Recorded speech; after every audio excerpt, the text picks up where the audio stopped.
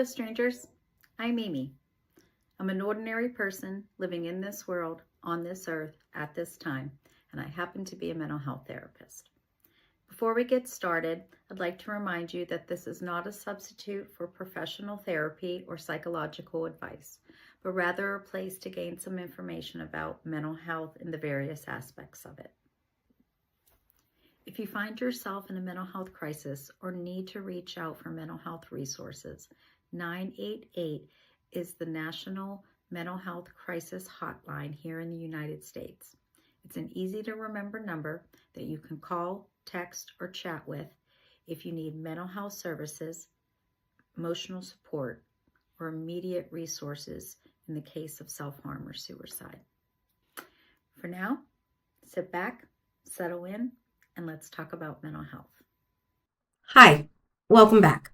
In the previous episode, we talked about psychotherapy, the types and approaches of psychotherapy in order to aid you with unlearning old belief systems, learning new belief systems, examining self-concept, understanding oneself, and exploring your experience and history with trauma. Now, with PTSD, post-traumatic stress disorder, or complex PTSD, a supplemental treatment to psychotherapy is medication, using psychopharmaceuticals. Now, I'm not here to convince you to take meds, and I'm not a psychiatrist, and I'm not a medical doctor. I'm a mental health therapist who has 30 years experience working with individuals with trauma, those both taking medication and not taking medication. And on a personal level, I have taken medication to treat my mental health conditions: depression, anxiety, OCD, ADD, post-traumatic stress disorder. I have a long history with experiencing both psychotherapy and medications.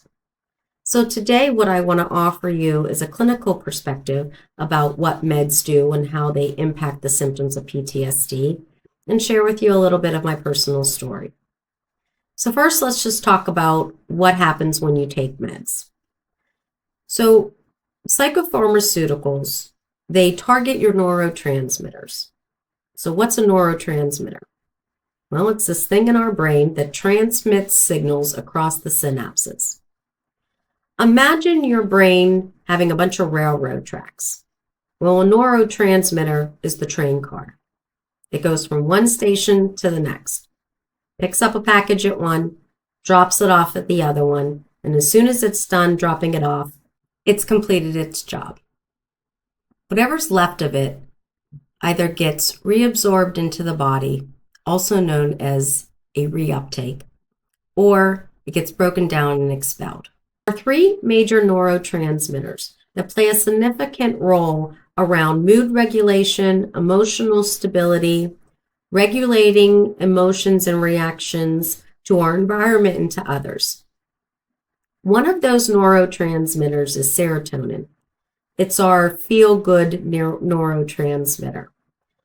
As I mentioned, it plays a significant role in our mood regulation and our ability to manage emotions and adjust our reactions and responses to our environment and other people.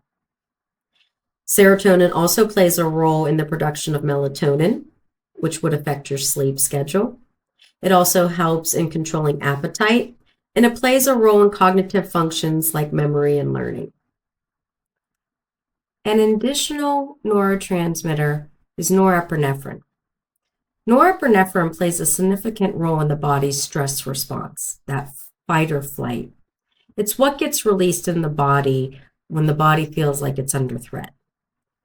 Norepinephrine also helps in focusing your attention on important stimuli or important situations while helping you ignore distraction or not be disorganized. It also enhances the brain's ability to process information, particularly under high stress situations. It also influences the sleep-wake cycle. The third neurotransmitter that I want to talk about today is dopamine. Dopamine is our pleasure center. It's like the built-in motivator or reward system.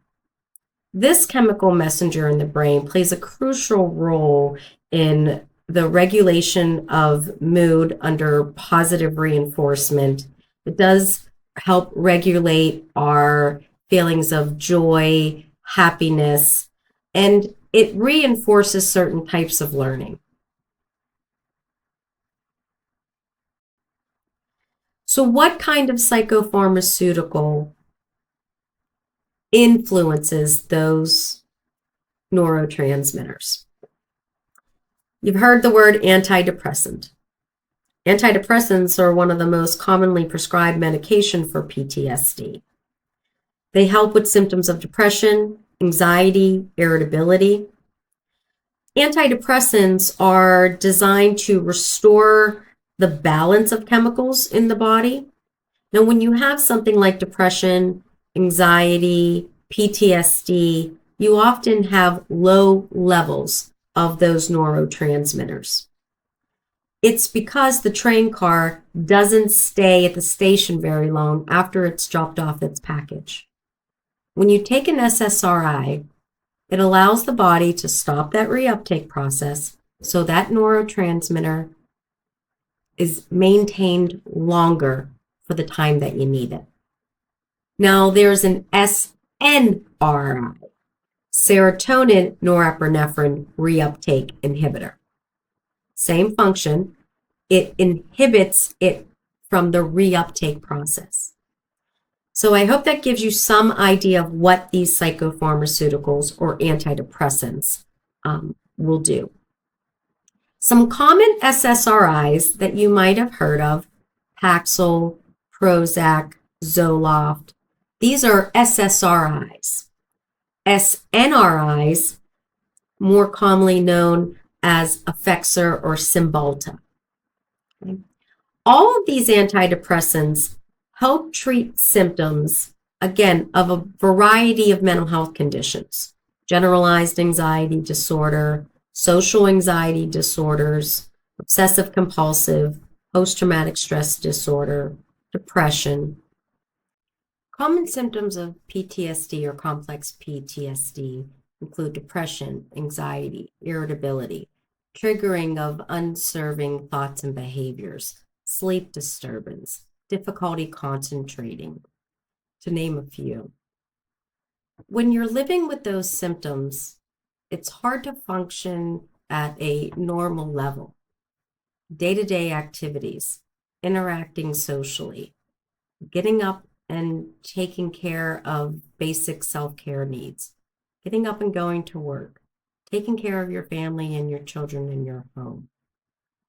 It's difficult to maintain life if you can't meet those needs and necessities. And so why would you want to take this? Why would you want to take something that alters the brain's function? Well, again, when you're under those mental health conditions and when you're experiencing those symptoms or you're suffering from that disorder, your brain isn't doing what you need it to do. So medication assists your brain in being able to hang on to those neurotransmitters long enough to maintain and prolong levels of functioning. So what are the benefits? Well, the benefits of taking an antidepressant: it can improve mood, it can improve sleep and appetite, it can increase your energy, it can help reduce anxiety.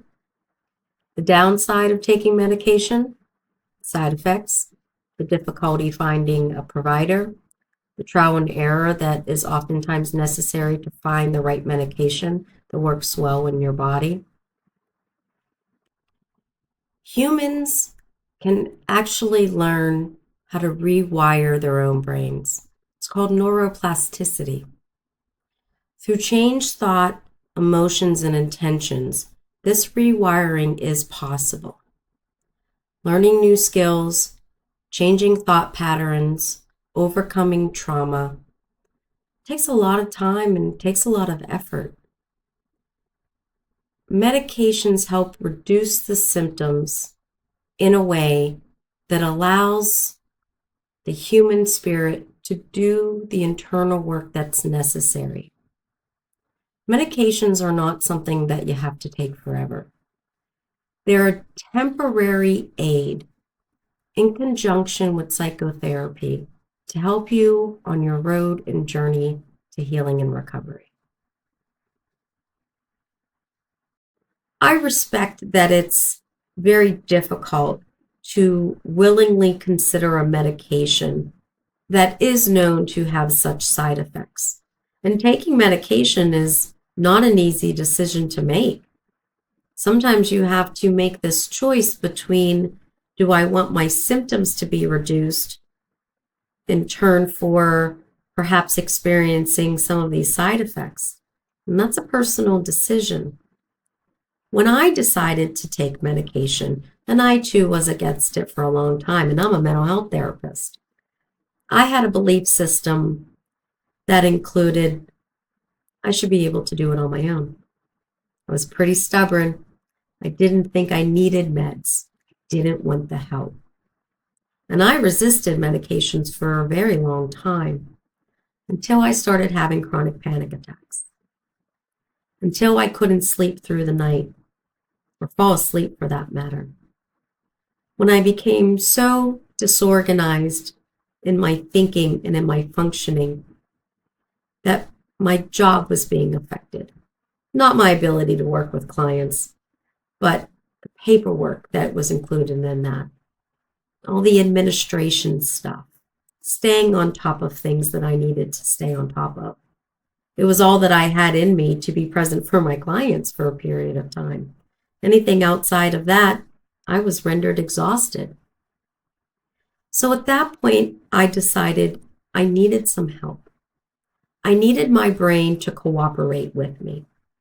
The desire to change my belief system, process my trauma, be well, all of that was there.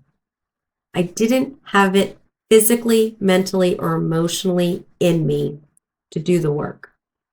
So for me, medications were necessary. Now, did I have some side effects?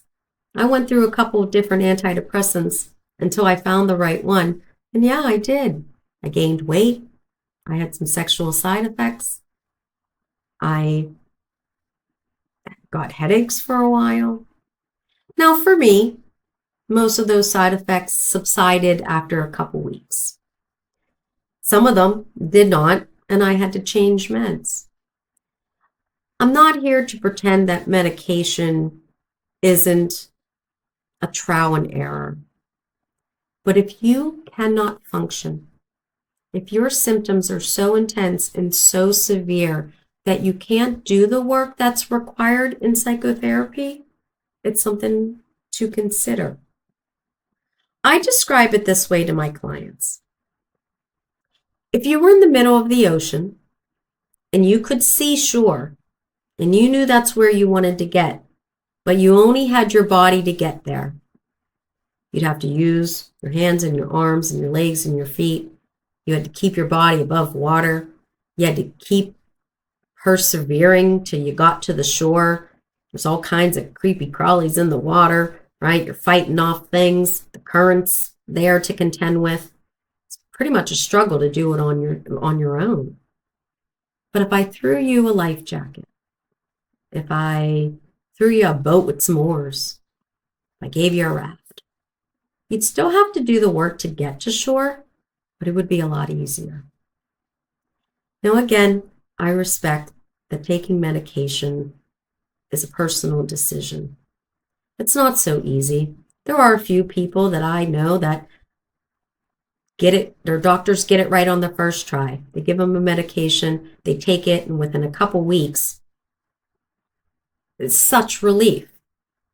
That's not the norm. Medication can take up to 4 to 6 weeks until you can really experience the maximum effect of what a med can do.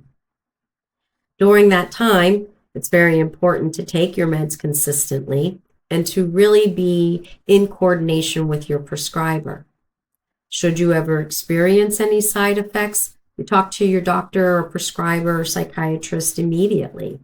Tell them what's going on and let them work with you to make a decision on whether to see if side effects might dissipate, or is it too adverse where you need to stop that medication and consider trying something new.